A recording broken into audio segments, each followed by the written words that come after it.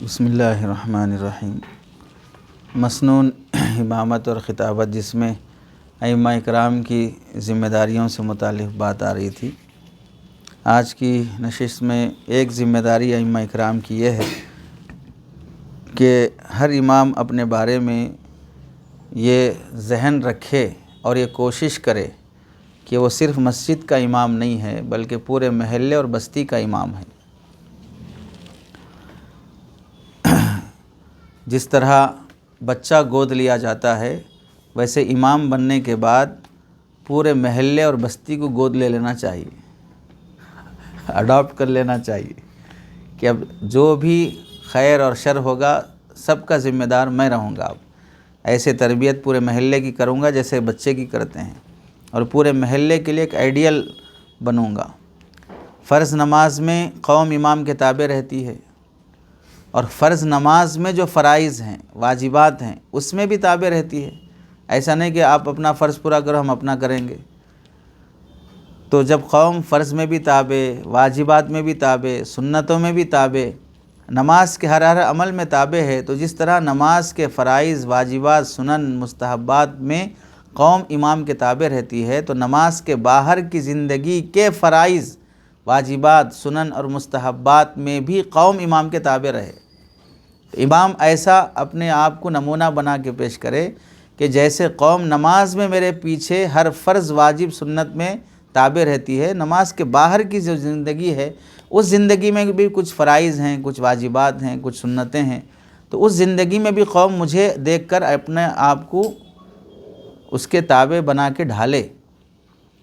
ایسے ہونا چاہیے۔ ایسا نہیں ہو کہ مثال کے طور پر نماز میں قرات فرض ہے، نماز کے باہر غیبت حرام ہے، نماز میں بات کرنا حرام ہے، نماز کے باہر غیبت حرام ہے، نماز میں ادھر ادھر دیکھنا مکروہ ہے، نظریں ادھر ادھر گھمانا۔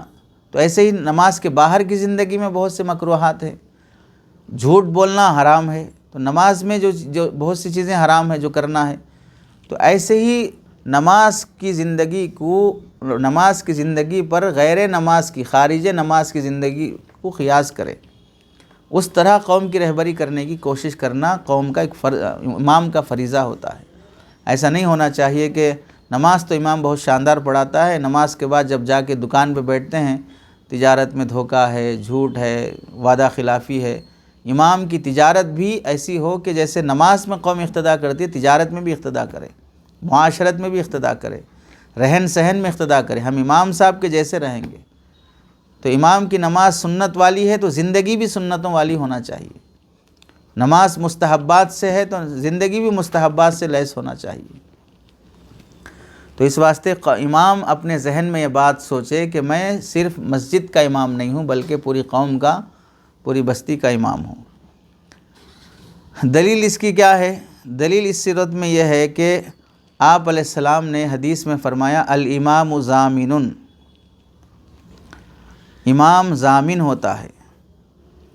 اب یہ جملہ آپ علیہ السلام کے ان حدیثوں میں شمار کیا جا سکتا ہے جس میں فرمایا جوامع الکلم، سمندر بکوزہ، کہ بہت سی باتوں کو ایک جملے میں آپ علیہ السلام نے ارشاد فرما دیا۔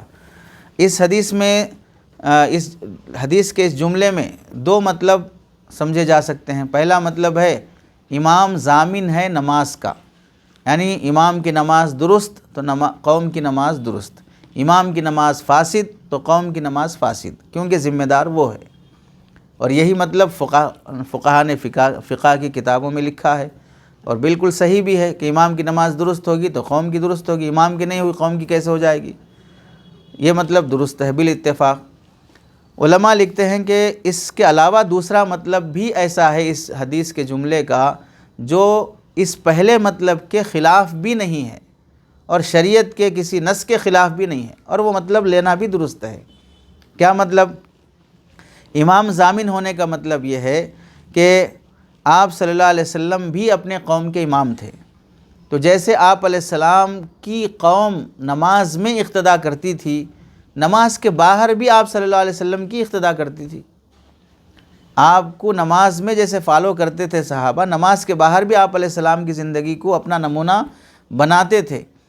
تو ایسے ہی امام بھی نماز میں جس طرح قوم کا مقتدیٰ ہے اور قوم مقتدی ہے، ایسے نماز کے باہر کی زندگی میں بھی امام کو چاہیے کہ قوم کا مقتدیٰ بنے اور قوم اس کی اقتداء کرے، نماز کے باہر کی زندگی میں بھی۔ تو اس کا مطلب ہوا امام کی تجارت، امام کا خاندانی رہن سہن، عائلی مسائل، معیشت اور اخلاق، یہ سب بھی ایسے ہونا چاہیے کہ قوم اس کی اقتداء کرے۔ ان سب امور میں آپ صلی اللہ علیہ وسلم کی جیسے صحابہ اکرام خارج نماز بھی یہ اقتداء کیا کرتے تھے، اس طرح امام ایسا رہن سہن اپنانا چاہیے۔ ایسے کیسے ہوگا کہ نماز میں تو ہم امام صاحب کی مانیں گے، نماز کے باہر ہم کسی ظالم فرعون کی مانیں گے، نماز کے باہر ہم یہودیوں کی مانیں گے، نماز کے باہر ہم عیسائیوں کی مانیں گے؟ یہ تو کوئی بات نہیں ہوئی، کیونکہ وہ ہمیں آئیڈیل اور نمونے کے طور پہ دکھ رہے ہیں، وہ ہمیں اچھے دکھ رہے ہیں۔ تو سوال یہ ہوگا بھئی آپ کیوں اچھے نہیں دکھ رہے ہیں؟ آپ کیوں اپنے آپ کو آئیڈیل نہیں بنا پا رہے ہیں؟ تو اس واسطے قوم نماز کے باہر کسی اور کی اقتداء کرے اور امام کی تحقیر کرے، امام کو بے حیثیت قرار دے، ایک 4 انگشت امام سے آگے بڑھ جائے نماز میں، قوم کی اقتداء نہیں ہوتی ہے، نماز درست نہیں ہوتی ہے۔ اور کیا وجہ ہے کہ معاشرتی زندگی میں قوم امام کو کتنے پیچھے پھینک دی ہے اور خود کتنے آگے جا رہی ہے؟ امام کو اس معاشرتی زندگی میں کیوں آگے نہیں رکھا جا رہا ہے؟ خود کو ویسا بنانا چاہیے کہ ہر شخص جو امام کو دیکھے تو یہ تمنا کرے کہ مجھے اس جیسا بننا چاہیے۔ تو اس کے لیے کیا کرنا ہے؟ اس کے لیے ایک چیز یہ ہے کہ عوام کو کے حالات سے باخبر رہنا اور ان کی اصلاح کرتے رہنا چاہیے۔ تو نماز پڑھا کر سنت مؤکدہ سے قوم سے پہلے پڑھ لیں یا بعد میں پڑھیں، مگر تھوڑا سا وقت مسجد میں پیچھے کے حصے میں بیٹھ جائیں۔ امام نماز سے فارغ ہونے کے بعد سنتیں ہوتی ہیں، وہ سنتیں فارغ ہو جاؤ وہیں سے، اور پھر 10 منٹ 15 منٹ اعلان کر دو کہ بھئی میں بیٹھا رہتا ہوں 10 منٹ تک، کسی کچھ پوچھنا ہو فلاں ہو، یہ میری آفس ہے یا میری بیٹھنے کی جگہ ہے، آپ یہاں آئیں، بیٹھیں گے، بات کریں گے۔ کوئی ایسی بیٹھک بنائیں۔ امام اپنے لیے مسجد کی طرف سے گھر، مکان، روم، کمرہ مانگنے سے زیادہ اپنے لیے آفس مانگے کہ بھئی مسجد کے ساتھ مجھے ایک چھوٹا سا کمرہ چاہیے جہاں پر میں آنے والے مسلمانوں کے مسائل حل کر سکوں، وہاں پر بیٹھوں گا میں، ہر نماز کے لیے ہر نماز کے بعد 10 منٹ وقت دوں گا۔ تو اپنی اصلاح، اپنی قوم کے احوال جاننے کے لیے کچھ وقت نکال کر ان کے احوال پوچھیں، ان کی معاونت کی شکلیں اپنائیں۔ جو قوم کے لیے جیتا ہے قوم اس کے لیے مرنے تیار ہو جاتی ہے، جو قوم کے لیے جیتا ہے قوم اس کے لیے مرنے بھی تیار ہو جاتی ہے، ہونا چاہیے۔ چنانچہ آپ دیکھیں آپ علیہ السلام جب مسجد نبوی میں تشریف فرما ہیں، صحابہ بھی ساتھ میں بیٹھے ہیں، ایک صحابی تشریف لائے اور نماز پڑھے اور پھر آپ کی مجلس میں شریک ہوئے، تو آپ نے کیا فرمایا؟ قم فصلی فإنک لم تصلی، کھڑے ہو جاؤ اور نماز پڑھو، تم نے نماز نہیں پڑھی ہے۔ تعدیل ارکان کے بغیر نماز ہوئی تھی۔ 1 بار ہوا، 2 بار ہوا، 3 بار وہ گئے، یعنی 3 بار گئے، 4 رکعت پڑھ کے، یعنی 12 رکعت پڑھے، اور 12 رکعت پڑھنے تک آپ علیہ السلام بیٹھے ہیں اور دیکھ رہے ہیں۔ پھر اس کے بعد آئے تو پھر فرمایا جا کے پڑھو۔ 4تھی بار میں وہ فرمایا یا رسول اللہ اب آپ ہی سکھا دیں، تو پھر آپ علیہ السلام سکھا رہے انہیں نماز۔ تو کوئی بھی آدمی 12 رکعت پڑھنے اور پھر نماز اس کے بعد سکھانے تک کتنا وقت لگے گا؟ 1 منٹ کی 1 رکعت بھی مان لی جائے تو 12 منٹ تو ہوئے، پھر سکھانے کے لیے 4 منٹ اور مان لیں تو 16 منٹ تو ہوئے۔ تو 20 منٹ کم از کم آدمی اپنی مسجد کو وقت دینا چاہیے، 15 سے 20 منٹ، تاکہ قوم کے مسائل حل کریں۔ آپ امام الانبیاء ہیں اور ایک مصلی کی تعدیل ارکان کے بغیر نماز ہونے پر اس کی نماز درست فرما رہے ہیں۔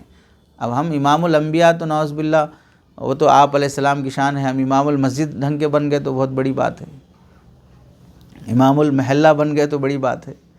تو اتنا وقت تو ہمیں قوم کے لیے فارغ کرنا چاہیے، تاکہ قوم ایک مسئلہ اس کا درست ہونے کے بعد دوسرے مسئلے کے لیے، آپ کسی ڈاکٹر کے پاس علاج کے لیے گئے ایک بیماری کے لیے اور اس نے آپ کا اچھا علاج کر دیا، تو پھر دوبارہ جب آپ کسی اور بیماری میں مبتلا ہوں گے تو کیا کریں گے؟ پہلی بار گیا تھا اچھا علاج ہوا، دوسری بار بھی جائیں گے۔ تو ایک مسئلہ اگر آپ نے کسی کا صحیح حل کر دیا، دوسرے مسئلے کے لیے بھی آپ سے رجوع کرے گا، تو ہر چیز میں وہ آپ کو اپنا بڑا مانتے ہوئے چلے گا۔ شرط ہے کہ وقت دیا جائے قوم کو۔ اسی کے ساتھ مصلیوں کے مسائل پر بھی توجہ دینا چاہیے۔ مسائل کیا ہیں؟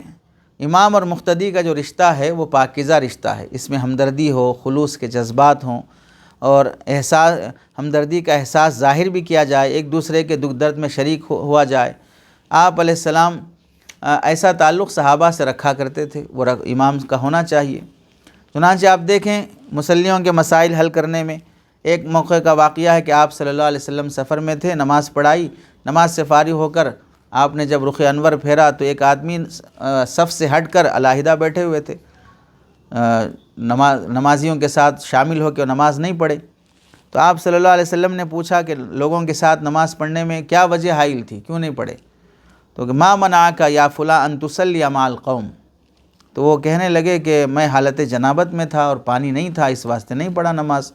تو آپ نے فرمایا تم زمین پر ہاتھ مار کر تیمم کر کے نماز پڑھ سکتے تھے، علیک بالصعید فإنہ یکفیک، تم مٹی سے تیمم کر لیتے اور اسی سے تم غسل کر لیتے، اسی سے نماز ہو سکتی تھی۔ تو اب یہاں سمجھنا یہ ہے کہ جماعت سے ایک بندہ کٹا ہوا ہے، بیٹھا ہوا ہے، تو اسے کیوں بیٹھا، چھوڑ دو، ہمارے کیا کرنا ہے، اس کا کام ہے، اپنے کو اپنا کام کرو، ایسا نہیں رہا۔ ایک فرد پر بھی نگاہ رہی۔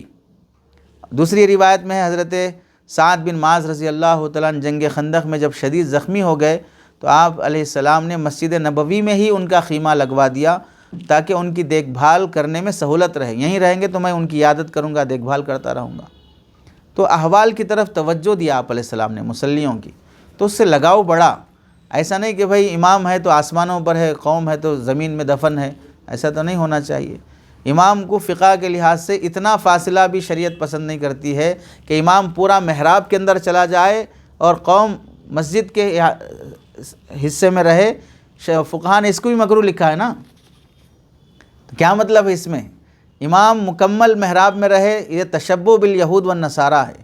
آپ اپنے آپ کو ممتاز سمجھ کر آگے بڑھ گئے اور قوم کو پیچھے چھوڑ دیے۔ ارے سمجھے نہیں سمجھے؟ قوم کے ساتھ رہیں، آپ تھوڑا پیچھے ہٹ کے کھڑے ہوں، کم از کم ایڑی تو آپ کی قوم کے ساتھ ہونا چاہیے۔ تو اس میں حکمت ہے کہ بھئی یہ سمجھنے کے لیے کہ ہمیں قوم کے مسائل سے ہمیں لگاؤ رہنا چاہیے۔ انبیاء علیہ السلام کا معمول کیا تھا؟ آپ علیہ السلام کا معمول دیکھیں کہ نماز فجر کے بعد مصلیوں کی طرف رخ کر کے ان کے خواب معلوم کیا کرتے تھے۔ آج آپ نے خواب میں کیا دیکھا؟ کیا خواب میں دیکھا؟ ارے سمجھے نہیں سمجھے؟ یعنی بیداری کے احوال تو ہیں ہی، خواب کے احوال بھی آپ علیہ السلام پوچھ کر اس کی بھی تعبیر بیان فرما رہے ہیں۔ اس سے سمجھنا یہ ہے کہ لوگوں کے جاگتے ہوئے حالات ہی نہیں بلکہ خوابوں میں بھی دلچسپی دکھانا، یعنی مطلب معمولی باتوں کو بھی سلجھانے کی کوشش کرنا، یہ بھی امام کی ذمہ داری ہوتی ہے۔ اور آپ علیہ السلام یہ جو صحابہ اکرام سے پوچھ رہے ہیں، بازار میں دکان پر نہیں، نماز فجر سے فارغ ہونے کے بعد مصلی پہ بیٹھ کے پوچھ رہے ہیں، تو بحیثیت امام دیکھو کیا ہے۔ امام مقتدیوں کے رات کے حوال اور کیفیات پوچھ رہے ہیں۔ نماز کے بعد کوئی مہمان آ جاتا، کوئی مسافر آ جاتا تو آپ علیہ السلام صحابہ کے گھر میں، اپنے گھروں میں ان کے لیے خیام کا، کھانے کا وغیرہ کا انتظام کیا کراتے تھے۔ علامہ قرطبی نے جامع القرآن میں لکھا ہے وَتَفَقَّدَ الطَّيْرَ فَقَالَ مَا لِيَ لَا أَرَى الْهُدْهُدْ، اس سلسلے اس آیت کے تحت میں لکھا وَكَانَ الْهُدْهُدْ مُهَنْدِسًا، کہ ہدہد جو پرندہ تھا وہ مہندس یعنی انجینئر تھا وہ۔ سمجھے؟ اپنی رعایا میں، اب یہاں سوچنا ہے کہ حضرت سلیمان علیہ السلام اپنی رعایا میں انسانوں کی ہی نہیں، چونکہ ان کی رعایا میں پرندے بھی تھے، جانور بھی تھے، جنات بھی تھے، یہ سب ان کی رعایا میں ہیں۔ رعایا میں سے ایک پرندے کو بھی بر وقت تلاش کر رہے ہیں کہ یہ میرا ماتح ہے تو اس وقت کہاں ہے، غائب ہے۔ تو ایک امام حضرت سلیمان علیہ السلام بحیثیت نبی ایک پرندے کی بھی خبر رکھ رہے ہیں، تو ہمیں انسانوں کی خبر رکھنے کیا ہوا؟ اس آیت کے تحت میں ابن العربی رحمۃ اللہ علیہ لکھتے ہیں پرندے کا تفقد، تلاش کرنا کہاں ہے، یہ آداب میں سے تھا، جبکہ عوام کا تفقد یہ فرائض میں سے ہے کہ کہاں ہے، کس فرقے میں گھس گیا، کہاں گمراہ ہو گیا۔ ھذا فی الآداب فکیف بنا اليوم ونحن نقصر فی الفرائض، یہ تو آداب میں سے ہے پرندہ کہاں ہے تلاش کرنا، تو آج ہمارا حال دیکھو کہ ہم تو فرائض میں کوتاہی کر رہے ہیں۔ اسی دوسرا استدلال حضرت عمر رضی اللہ تعالیٰ عنہ فرماتے ہیں دریائے فرات کے کنارے بکری پر بھیڑیا حملہ کر دے تو اس کے متعلق عمر جواب دہ ہوگا، لو ان سخلۃ علی شاۃ الفرات یاخذھا الذئب لیسأل عنہا عمر۔ تو حضرت عمر رضی اللہ تعالیٰ عنہ اپنی سلطنت میں ایک بکری کے بھی بیجا کسی شیر کا نوالا بننے پر اپنے آپ کو مسئول اور ذمہ دار قرار دے رہے ہیں، اور اس کے تحت میں لکھتے ہیں علامہ ابن العربی تفسیر قرطبی کے مصنف، فقط دل القرآن والسنہ وبین ما یجب علی الامام من تفقد احوال رعیتہ ومباشرۃ ذلک بنفسہ۔ اس سے معلوم ہوا قرآن اور سنت سے کہ امام سے حکمران بھی ہے جو اصل مطلوب ہے، اور مسجد کا امام کہ اس کے ذمہ ہے کہ اپنے ماتحتوں کے احوال کو تفقد کرو، وہ مباشرۃ ذالک بنفس، اور بنفس نفیس بذات خود اس میں حصہ لو، اس سے تم ایک ذمہ دار امام کہلاؤ گے۔ ورنہ ہو رہا کیا ہے کہ ایک مسجد میں اگر کوئی بندہ 25 سال امامت کر رہا ہے اور 5 وقت کی نماز کی ذمہ داری ہے، بالعموم جو اضلاع میں ہوتی ہے، عام طور سے تو شہروں کی طرح نہیں ہوتا نا، جہری نمازوں کے لیے الگ، سری کے لیے الگ، جمعہ کے لیے الگ، فلاں، ایسا تو نہیں ہوتا۔ 5 وقت کی نماز کی ذمہ داری ہے اور 25 سال 20 سال سے امامت کر رہا ہے، اس کے باوجود بھی آپ کے مصلیوں کے نام احوال تک معلوم نہیں ہے آپ کو، کون سا ہے، خاندان کیسا ہے، اس کے احوال کیا ہیں، اس کی سوچ کیا ہے، مسلکی لحاظ سے کیسا ہے، علمی لحاظ سے اس کی کیا حیثیت ہے، عقائد کیسے بگڑے ہوئے ہیں۔ اگر یہی معاملہ کسی دکان سے ہو، کہ اگر کوئی فیملی کسی دکان سے 25 سال سودا خریدے، وہ دکاندار اپنے تمام گاہکوں کو دیکھ کے پہچان لیتا۔ ایک دکاندار تاجر کو اپنے گاہکوں کی پہچان حاصل ہے، ایک امام کو اپنے مصلیوں کی پہچان حاصل نہیں ہے، تو کیا مطلب رہے گا؟ تو یہ تعلق ہونا چاہیے خیر خواہانہ، تاکہ آپسی قربتیں بڑھیں، نفرتیں نہ پیدا ہوں۔ امام جب تعلق نہیں رکھے گا تو نفرتیں بڑھیں گی، خیر خواہی کا کوئی جذبہ نہیں رہے گا۔ اب اسے لوگ سمجھتے ہیں کہ بھائی میں ایسے ہی رہتا ہوں، میں ٹھاٹھ سے رہتا ہوں، میں کسی کو منہ نہیں لگاتا۔ منہ لگانے کون بول رہے؟ آپ تعلق کو منہ سمجھ لیے۔ ارے منہ لگانے کی جو جگہ وہیں جا کے لگاؤ منہ، ہر جگہ منہ لگانا بھی تو کوئی اچھی بات نہیں ہے نا۔ آپ تعلق رکھ لینے کی فوراً آپ لمٹ میں رہو نا، منہ تعلق رکھے ہوئے تو منہ لگانے تک چلے گئے آپ۔ حضرت مولانا عبد القادر رائے پوری رحمۃ اللہ علیہ بڑے بزرگوں میں سے گزرے ہیں۔ ایک مرتبہ ایک گاؤں میں تشریف لے گئے تو سارے لوگ آپ سے جو محبت اور عقیدت رکھتے تھے، حتیٰ کہ ہندو بھی آپ سے عقیدت رکھتے تھے، تو ایک واقعہ سنایا کہ ایک بوڑھی عورت کسی کام سے آپ کے پاس آئی، آپ نے جواب دیا کہ اس وقت موقع نہیں ہے، کبھی پھر آنا۔ تو بڑھیا نے سانس بھر کر وہ غم کی کیفیت یا تکلیف سے کہا، یا اللہ تجھ تک تو میری رسائی نہیں ہے، اور جن کی تیرے در تک رسائی ہے وہ میری طرف توجہ نہیں دیتے ہیں۔ میں تو آپ کے در کے قابل نہیں رہی، لیکن جو تیرے در کے قابل ہیں وہ مجھ پر توجہ نہیں دیتے، تو میں اب کروں تو کیا کروں؟ اتنا کہنا تھا۔ فرماتے ہیں کہ حضرت مولانا عبد القادر رائے پوری رحمۃ اللہ علیہ کی حالت بدل گئی، جو دلی کیفیت ہوتی ہے روحانیت اور نورانیت والی، وہ ختم ہو گئی، چھن گئی۔ اب بے چینی کی کیفیت، عبادت میں لذت نہیں، تہجد کی کیفیت نہیں، یہ سب ختم۔ ایک بڑھیا کے بے توجہی کی وجہ سے، یعنی ایک بوڑھی عورت کو وقت نہ دینے کی وجہ سے کئی دن تک روتے رہے، بڑھیا کو تلاش کر کے اس سے معافی مانگی، تب جا کر وہ نعمت واپس ملی۔ پھر فرمایا کہ بھائی مجھے تو ڈر لگتا ہے کہیں نعمت سے محروم نہ کر دیا جاؤں، یعنی جتنی دفعہ بھی بلایا جاؤں گا حاضری دوں گا۔ یہ نعمت جو مجھے ملی ہے اللہ کی طرف سے بندوں تک پہنچانے کے لیے ملی ہے، اگر میں انہی بندوں کو وقت نہیں دوں گا تو پھر یہ نعمت اللہ مجھے کبھی بھی چھین سکتے ہیں۔ تو جو امامت ملی ہے اپنی قوم کی، اپنے محلے کی، اپنی بستی کے بندوں کی ہدایت اور رہبری کے لیے ملی ہے، اگر میں ان کو وقت نہیں دوں گا، ان کی ہدایت اور رہبری کی فکر نہیں کروں گا، تو پھر ہو سکتا ہے کہ مجھ سے نعمت چھین لی جائے۔ تو ہمیں یہ سوچنا چاہیے کہ جب ایک عرصہ گزرتا ہے اور امامت ہم سے چھین جاتی ہے یا ہم خود امامت چھوڑ دیتے ہیں، پھر بہت دیکھ لیا بھائی، قوم کو دیکھ لیے، کمیٹیوں کو دیکھ لیا، صدر متولی کو دیا، اب چھوڑ دیا میں، اب نکر بیچ لے رہا ہوں، اب کپڑے بیچ لے رہا ہوں، جوتے بیچ لے رہا ہوں، فلاں بیچ لے رہا ہوں۔ اس کو محرومی ہی نہیں سمجھ رہے ہم لوگ۔ کتنا بڑا منصب تھا، تمہیں ستانے والے 4 تھے 10 تھے، لیکن تمہاری عزت کرنے والا پورا محلہ تھا، اس کے ذریعے سے پتہ نہیں اللہ کتنی مصیبتوں سے تمہیں بچا کے رکھا تھا۔ تو محرومی کو بھی ہم کیا سمجھتے ہیں، فخر اور امتیاز کے طور پر پیش کرتے ہیں۔ دراصل مسئلہ ہے کہ ہم خود اپنے منصب کو نہیں سمجھے ہیں، اللہ نے جو مقام بخشا ہے۔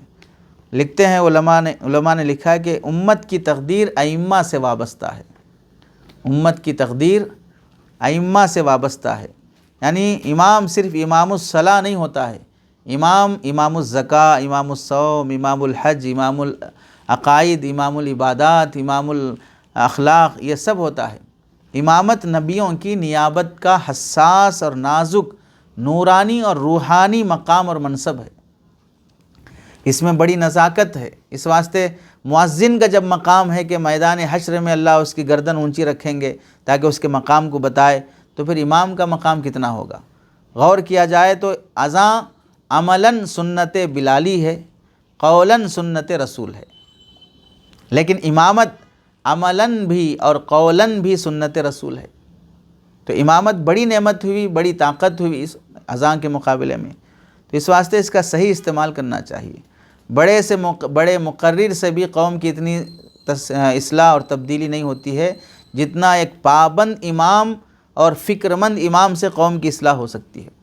اس واسطے قوم کی جو تقدیر ہے وہ ائمہ سے وابستہ ہے۔ ہر مسجد کا امام اپنی قوم کو اڈاپٹ کر لے گا، اپنی بستی اور محلے کو گود لے لے گا، ان سب کی اصلاح میرے ذمہ ہے، تو وہ اسے اپنا باپ مانیں گے روحانی، اور یہ سب اولاد ہوگی، اور اولاد میں اچھے بھی رہتے، فرما بردار بھی رہتے، نافرمان بھی رہتے۔ ہم خود اپنے ماں باپ کے فرما بردار نہیں بن سکے تو قوم سے کیا توقع رکھیں گے؟ لیکن بحیثیت باپ تو باپ اپنا منصب نہیں چھوڑنا چاہیے۔ بیٹا اگر بول بھی دے گا تم میرے باپ نہیں ہو، تو باپ بھی بول دے گا تم میرے بیٹے نہیں ہو۔ ایسا تھوڑی نہ ہے۔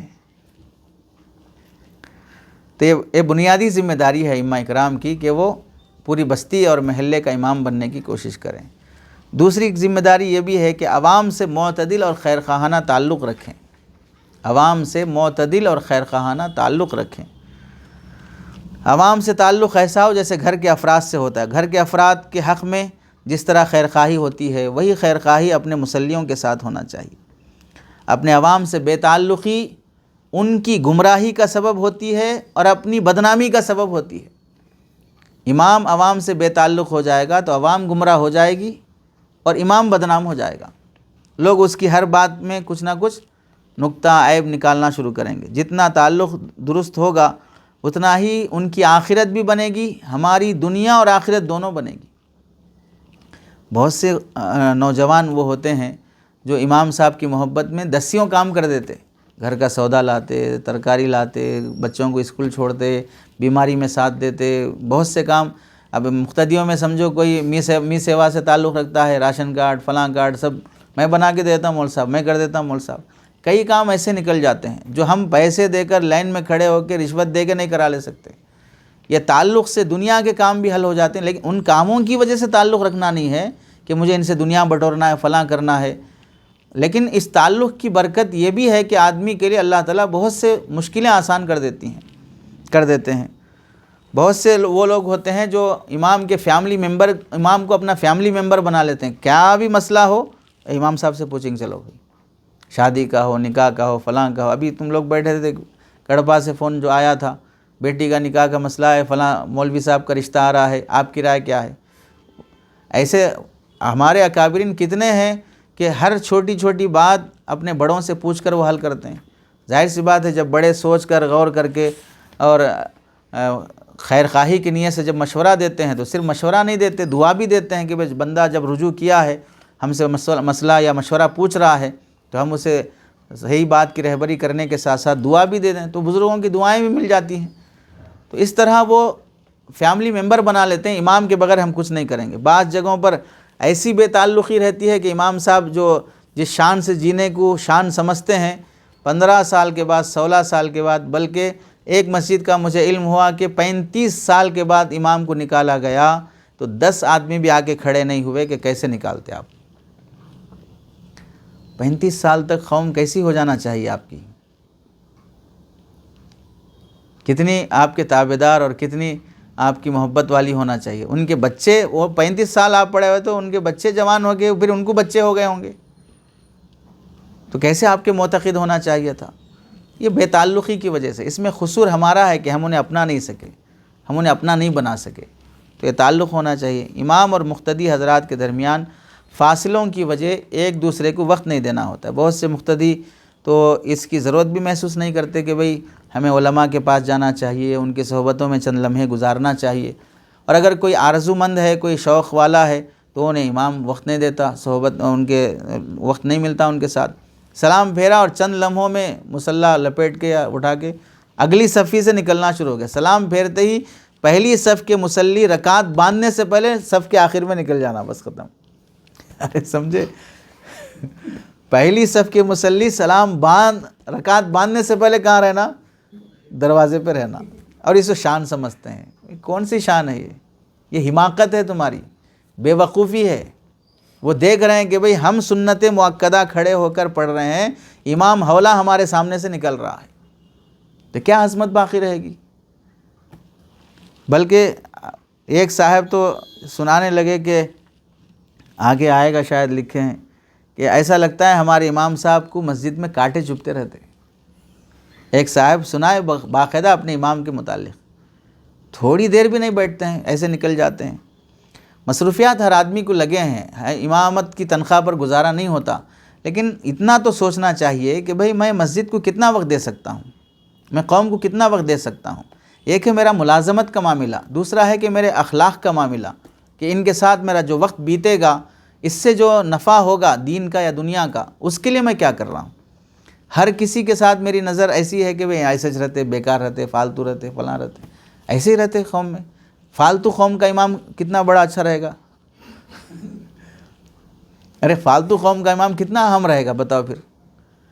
آپ علیہ السلام کے پاس اتنا وقت ہے کہ وہ صحابہ اکرام کو گھنٹوں وقت دے سکتے ہیں، تو ہمیں بھی تھوڑا بہت وقت ہونا چاہیے کہ بحیثیت امام آپ کی نقش قدم کے ہم اتباع کریں۔ سیدنا جابر بن سمرہ رضی اللہ تعالیٰ عنہ، اللہ کے نبی علیہ السلام کے وہ لمحات جو آپ کے ساتھ بتائے ہیں، وہ اس کا ذکر کرتے ہوئے فرماتے ہیں کہ جب حضرت سماک بن حرب رضی اللہ تعالیٰ عنہ نے ان سے پوچھا کہ آپ نبی کی مجلس میں بیٹھا کرتے تھے، آپ سے پوچھیں بھئی آپ اپنے امام کے ساتھ بیٹھتے ہو؟ تو کیا کہنے لگے؟ بہت زیادہ بیٹھتے تھے ہم اللہ کے نبی علیہ السلام کے ساتھ، آپ تو فجر کی نماز سے لے کر طلوع آفتاب تک مصلی پہ تشریف فرما رہتے۔ اس دوران صحابہ اکرام آپ سے گفت و شنید کرتے، زمانے جاہلیت کی باتیں سناتے تھے، ہم جاہل جب تھے تو ایسے لڑتے تھے، یہ شراب پیتے تھے، ایسا ہوتا تھا، وہ سب باتیں مصلی کے پاس نبی کے پاس بیٹھ کے سنا رہے ہیں۔ اور پھر کبھی آپ علیہ السلام ہنستے اور وہ ہنساتے، اس طرح ایک دوسرے کی مسکراہٹیں چلتی تھیں۔ مسجد نبوی میں ہو رہا ہے، تو یہ تعلق کی وجہ سے ہے۔ تو اس سے معلوم ہوا کہ صحابہ اکرام صرف اللہ کے نبی علیہ السلام کا بیان، حدیث اور خطاب سننے کے لیے نہیں آتے تھے، آپ سے تعلق کی وجہ سے بھی آتے تھے، اور ایسا گھل مل کر بیٹھتے تھے کہ جیسے کہ دوستانہ تعلق ہو۔